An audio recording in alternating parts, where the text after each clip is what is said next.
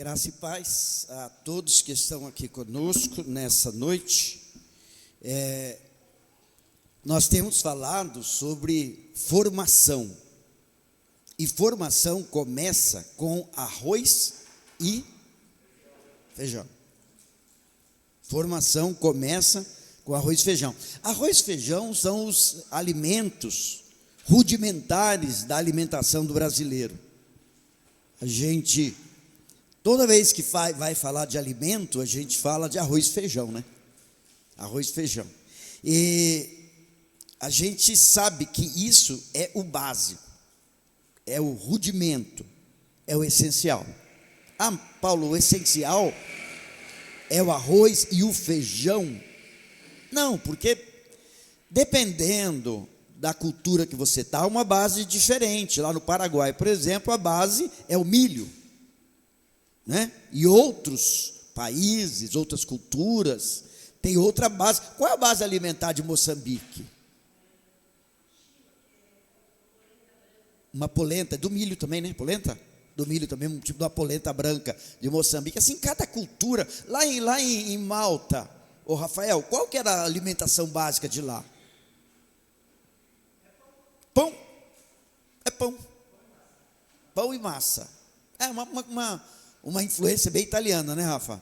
Então, cada lugar tem esse tipo de influência. Mas quando a gente está falando de arroz e feijão, a gente não está falando de comida, aqui no nosso caso, da mensagem de hoje. A gente está se referindo aos elementos que são básicos e essenciais para que algo aconteça. Então, você pensar num atleta, dependendo da área dele, há alguns rudimentos, alguns aspectos que são essenciais para aquele esporte, para aquela competição, ou seja lá o que for. Quando a gente fala em formação, começa com arroz e feijão, eu estou me referindo que na nossa formação do caráter cristão e da carreira cristã, a gente começa com aquilo que é o básico, o arroz e feijão, que é o básico nessa carreira. Bom, então a pergunta é: o que é o arroz e feijão na nossa formação? Qual é esse básico?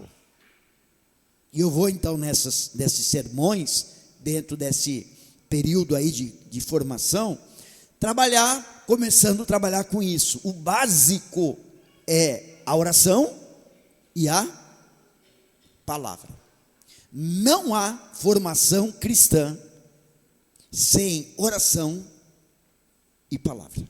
Não há formação cristã sem estar com Deus e ouvir a Deus.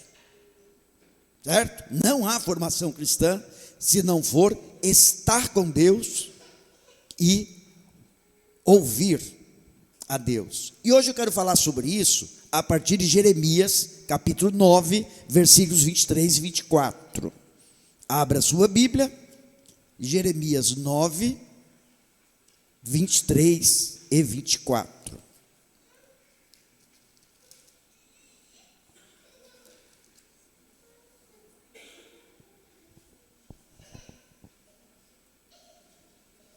Amém? Diz assim: assim diz o Senhor, não se glorie o sábio na sua sabedoria, nem o forte na sua força, nem o rico nas suas riquezas, mas o que se gloriar, glorie-se nisto, em me conhecer e saber que eu sou o Senhor, e faço misericórdia, juízo e justiça na terra, porque destas coisas me agrado, diz o Senhor. Eu vou ler novamente esse texto, porque ele precisa ficar gravado na sua mente. Assim diz quem? Assim diz quem? O Senhor. Não sou eu, não é a Igreja Batista, não é o movimento evangélico, não é a teologia. Quem diz isso é o Senhor. O que o Senhor diz? Ele diz: não se glorie. O que é gloriar? Aqui, o gloriar tem a ver com se gabar.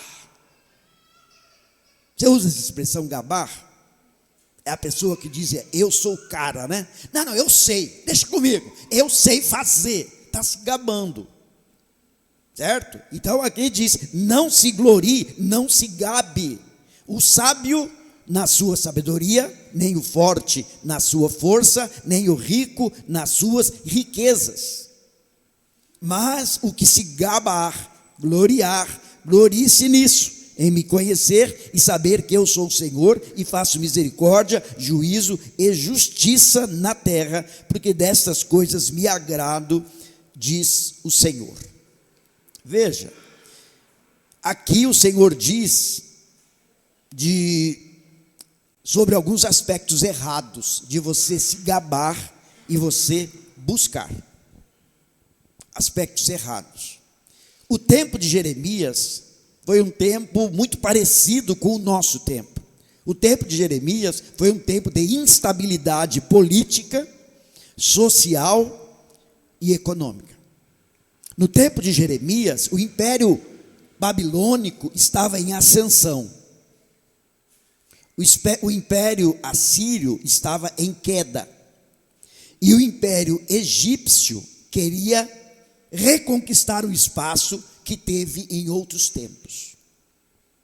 Como nós hoje, o Império Chinês em ascensão, o Império Norte-Americano em queda e o Império Russo querendo recuperar o que já foi em tempos idos. E nesse meio, nessa instabilidade social, política e econômica, um monte de impériozinho querendo reencontrar o seu lugar, fazer o seu nome, ter o seu lucro. E muito império olhando o que está acontecendo para decidir para que lado vai bandear, aonde vai amarrar o seu bode. Então, esse era o tempo que Jeremias vivia, e nesse tempo de instabilidade social, política e econômica, eles pensavam que 3 classes de pessoas estavam melhor preparadas para enfrentar as dificuldades: os sábios, os ricos e os fortes. Como nós também tendemos a pensar que pessoas que têm mais estudo, pessoas que têm mais habilidades e força física, pessoas que têm mais dinheiro, eles estão melhor preparados para enfrentar as crises, as instabilidades, as inseguranças. Eles pensavam exatamente assim, que em situação de desastre nacional, estes estariam melhor preparados para se defender. E por isso, exatamente por isso, e isso estava incluído na lista do gabar. Não, as coisas não estão fáceis, mas o meu dinheiro está lá. E se o bicho pegar, o meu dinheiro resolve. Não, eu sei o que fazer. Eu estudei, eu conheço, eu sei o que fazer, eu sei como reagir. Eu não sou um Zé Ninguém, um boboca, eu sei. E outra coisa, eu sou forte, eu não sou alguém que está caindo pelas tabelas.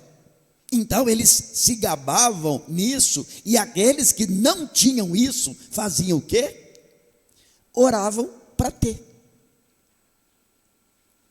Ó Deus, as coisas não estão fáceis, dá-nos a sabedoria necessária, dá-nos a riqueza necessária, dá-nos a força necessária.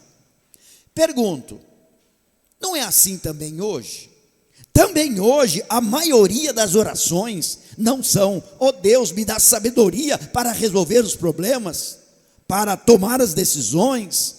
Ó Deus, me dá força para viver, me dá saúde. Aliás, o campeão dos pedidos é saúde.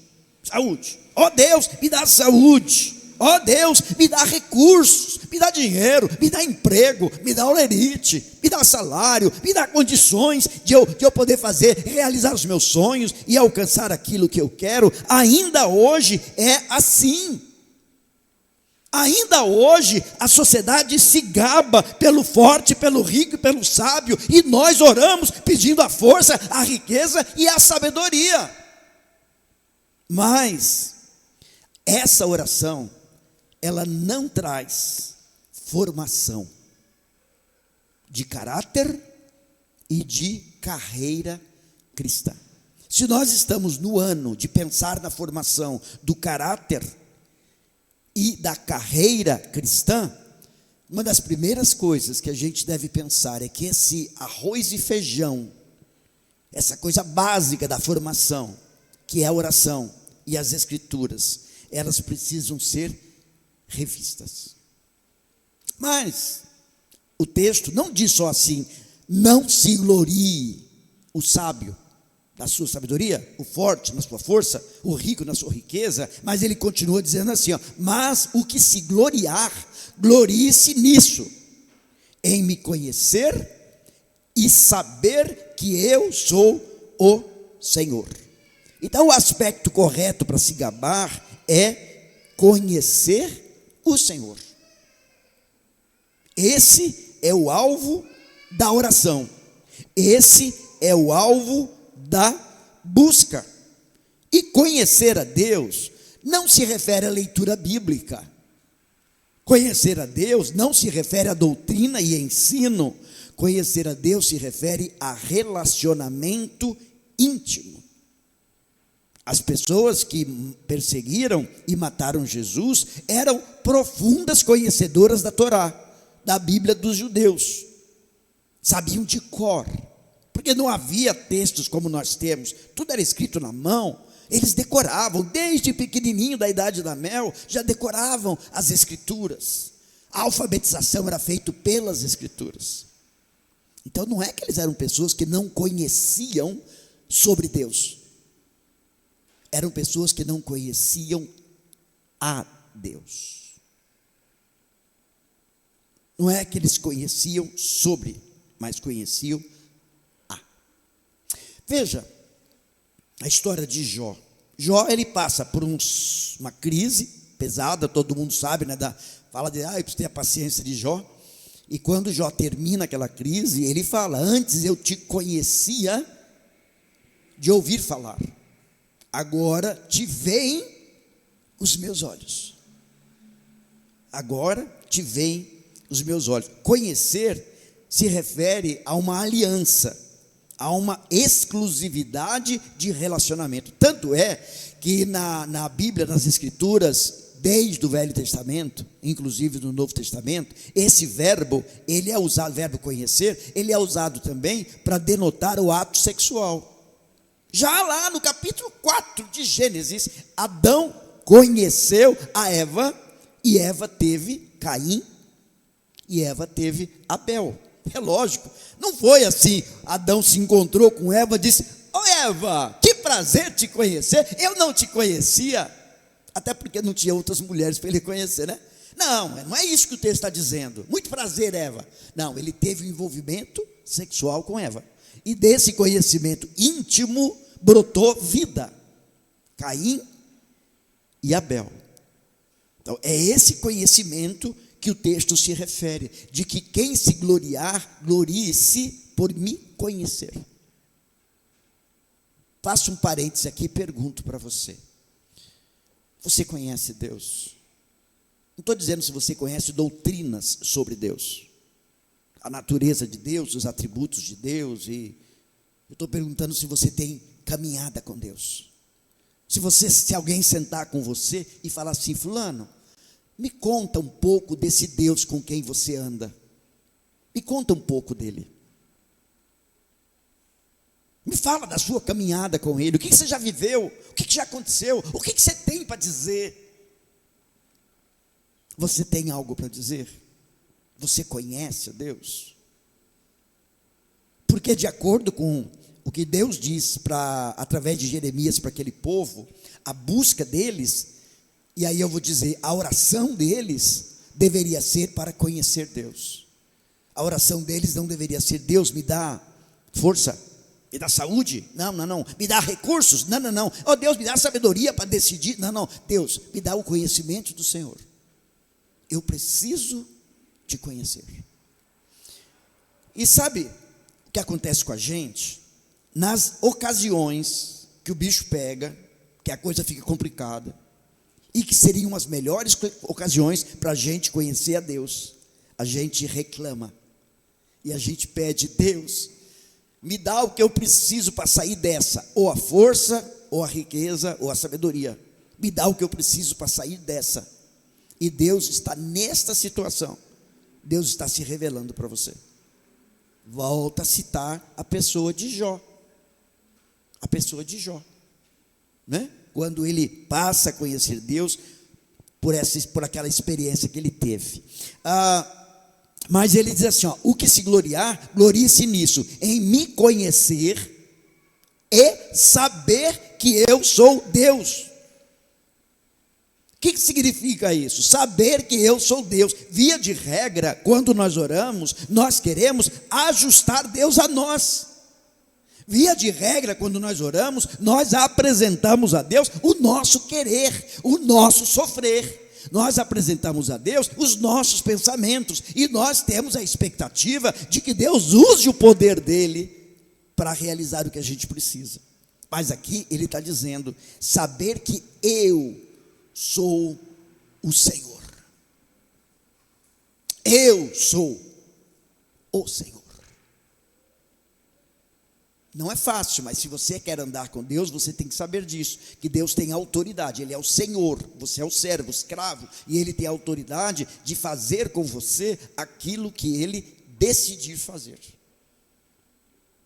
mesmo que doa, porque Ele fez com o seu próprio filho, a ponto de virar as costas para o seu filho, quando Ele recebia sobre si a condenação do meu pecado. E a dor foi tão grande que o meu Jesus disse: Deus meu, por que viraste a costa para mim? Por que me desamparaste? Porque Jesus recebia naquele momento o peso de todos os nossos pecados, de todas as pessoas, de todos os tempos. A carga de pecado que estava sobre Jesus determinava a ira de Deus, porque Deus está sempre irado. A justiça de Deus não permite que Deus passe panos quentes do pecado. E aí Jesus recebe aquilo, e Jesus aceita aquilo, porque ele sabia que ele é o Senhor.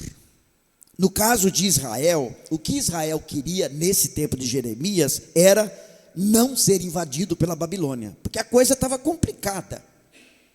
O reino do norte, o reino do sul, reino do norte Israel, que era propriamente de Israel, o reino do sul Judá, já havia sido dominado pelos assírios mais de 100 anos antes.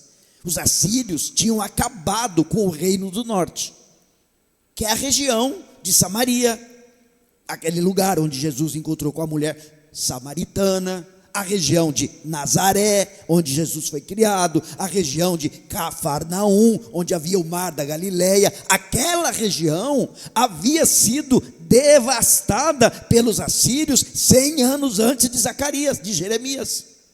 E agora, o povo do reino do sul, do qual Jeremias fazia parte, eles estão vendo o império babilônico vir arrasando, acabando com a Síria.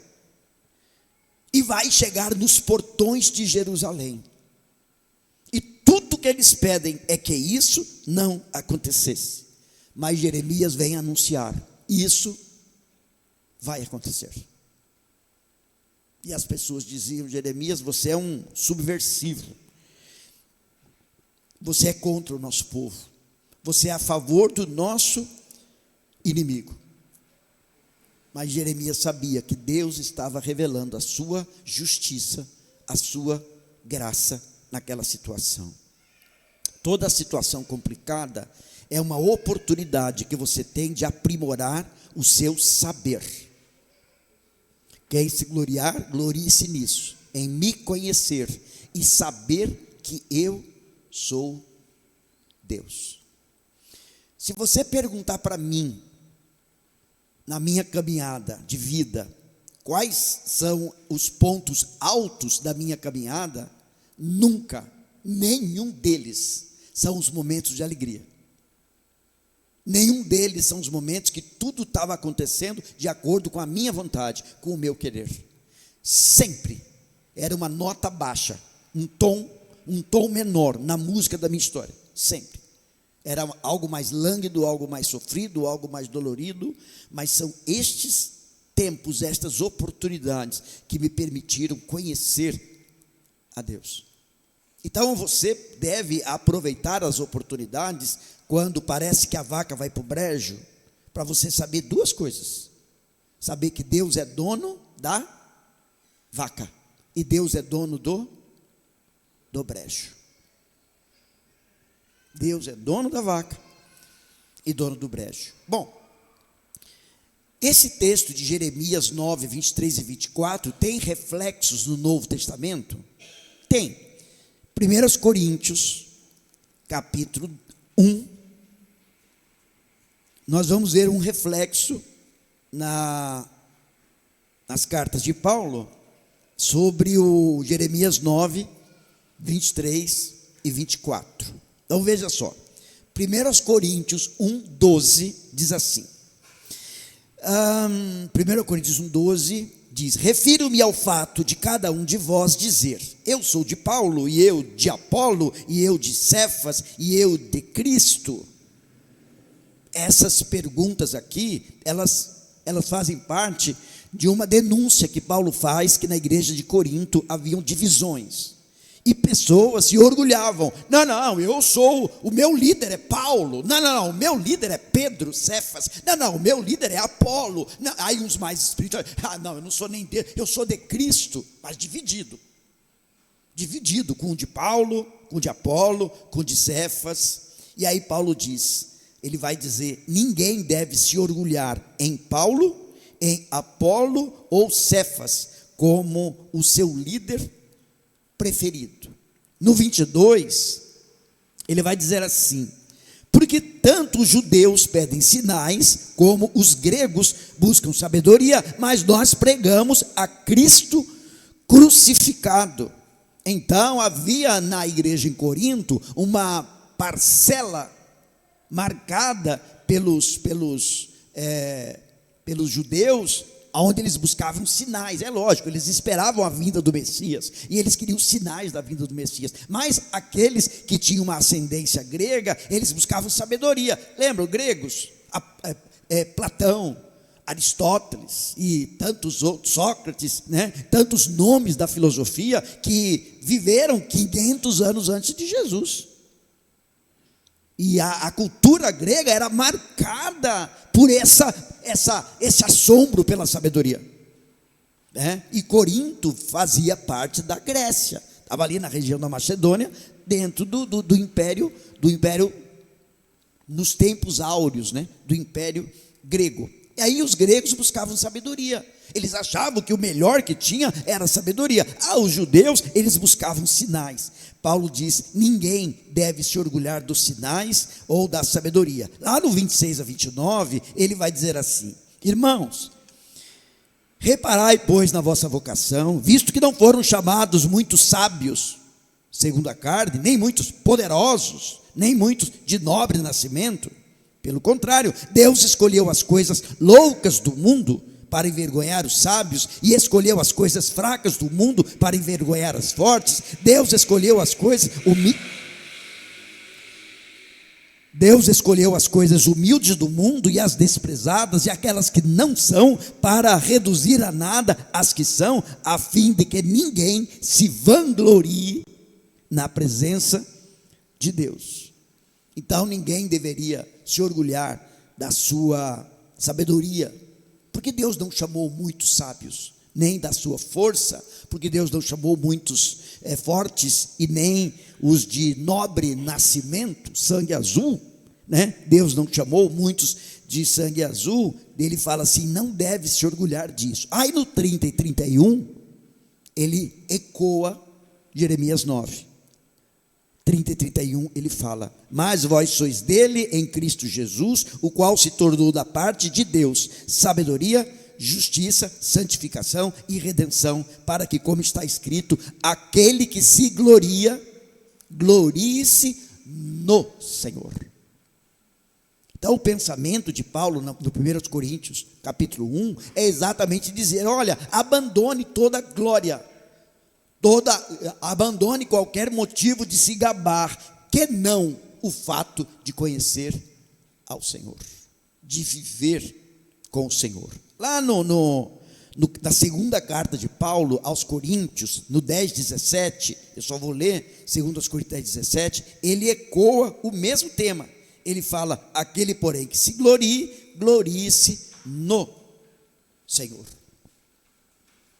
Então, se nós falamos em formação, e se nós falamos que a oração é o elemento básico nessa formação, não é a oração para atender às nossas dores, é a oração para conhecer o Senhor.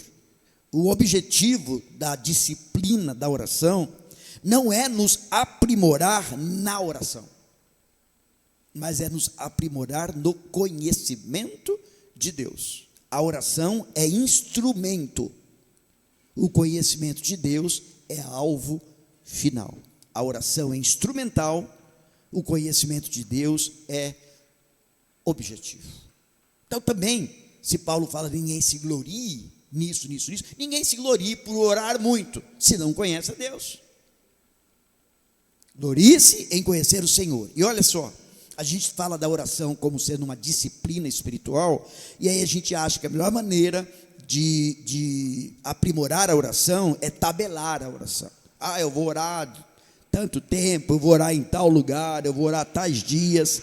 A oração tabelada, ela é importante como exercício, sim, mas o alvo não é cumprir a tabela. O alvo é orar a tal ponto que você não tenha mais tabela, porque a Bíblia diz: orai sem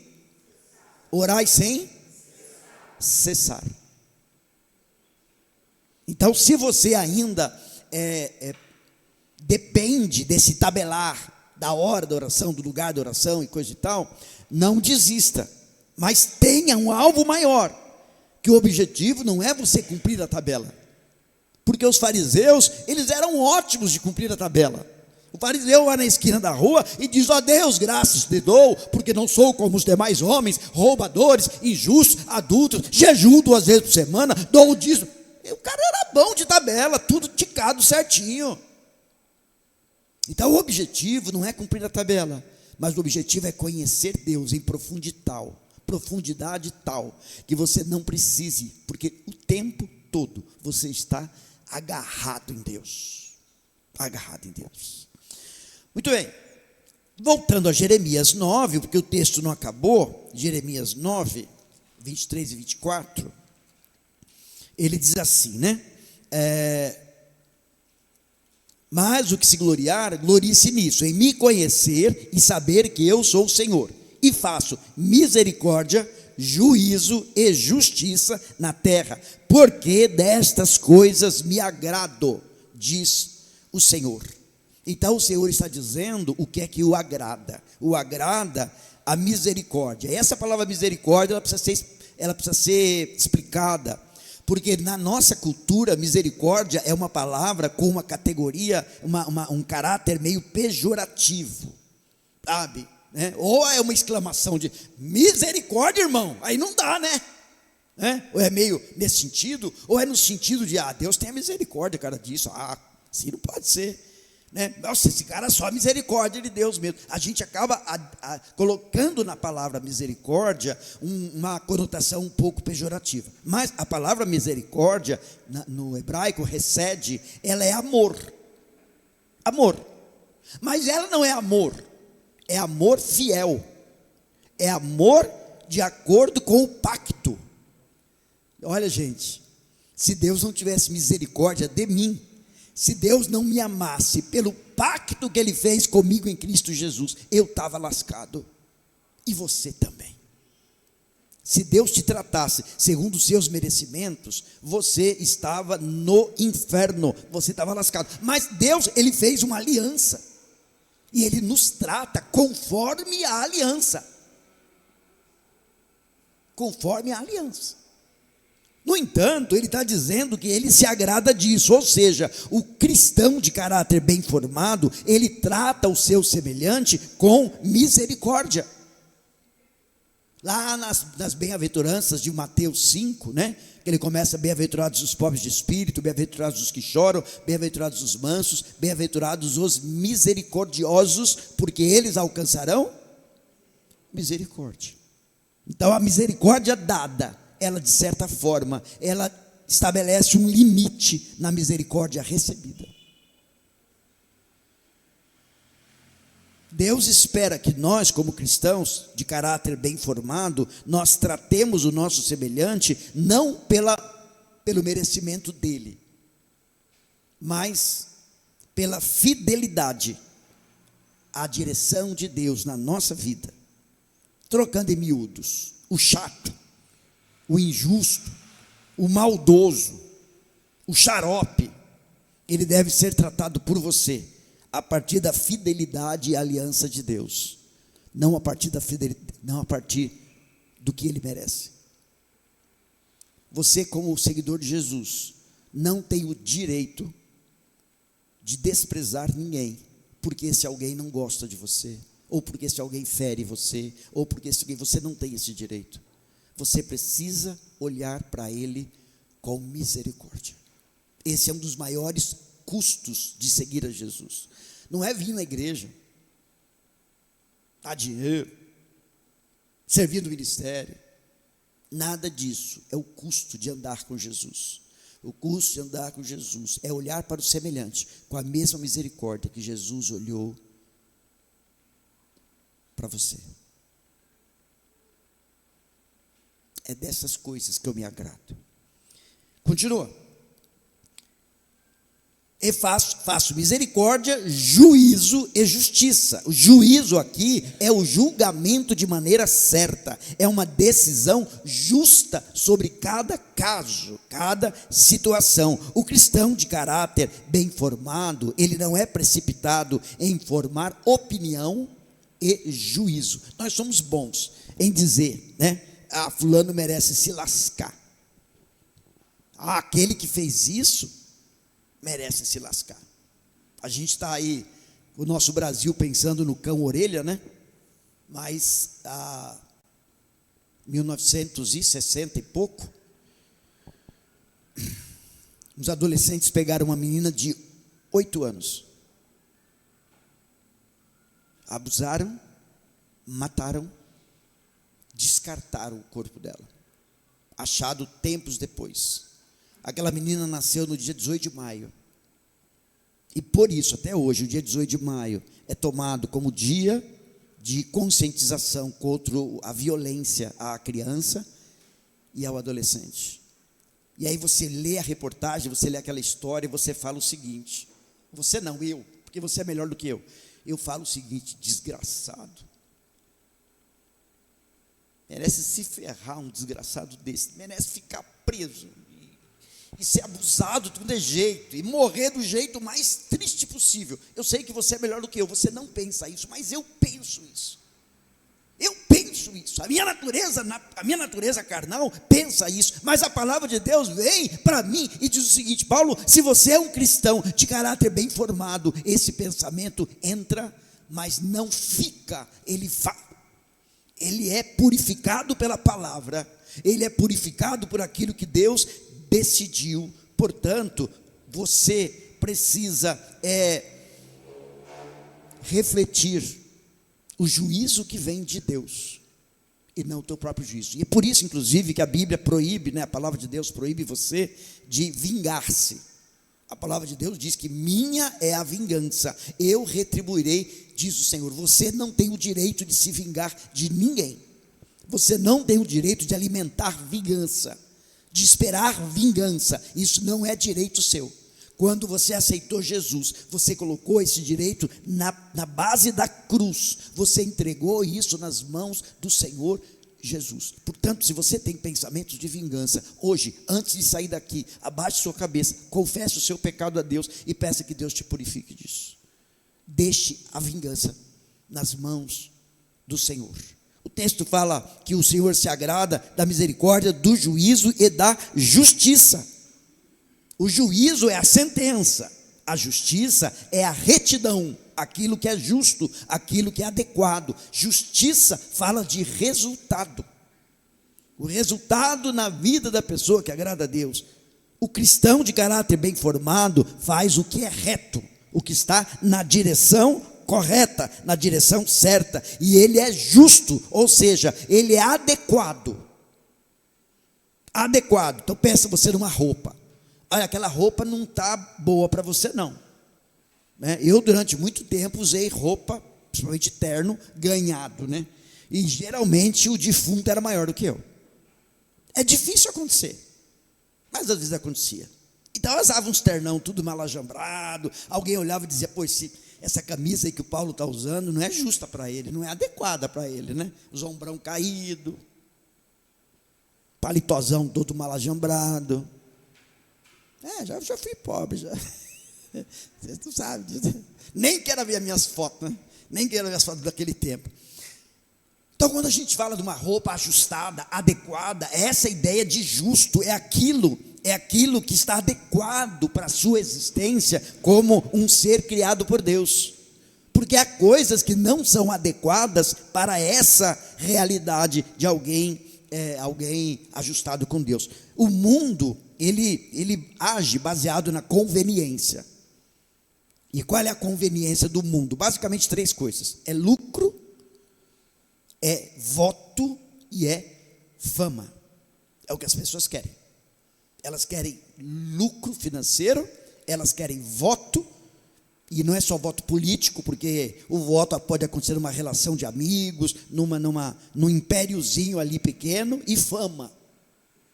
Eu quero que pensem de mim bem, falem de mim bastante, e falem de mim bem. O mundo age baseado nisso, mas o cristão de caráter bem formado, ele age baseado naquilo que é justo, mesmo que seja com dano seu.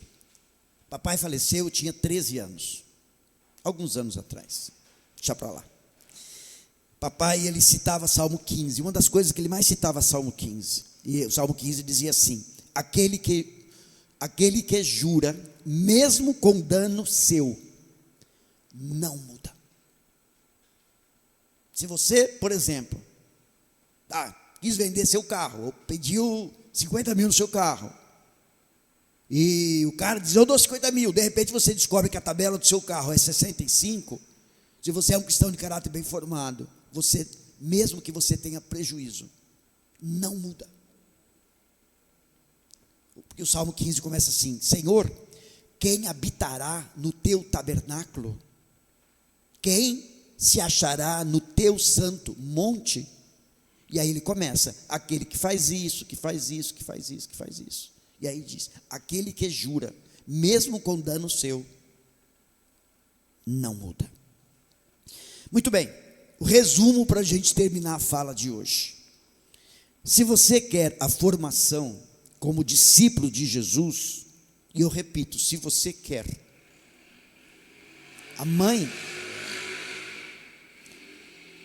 pode cozinhar, a mãe pode servir a mesa, mas é preciso que a família se assente e coma. A mãe não pode comer pelos outros. Ela pode fazer, ela pode servir. A formação também é assim.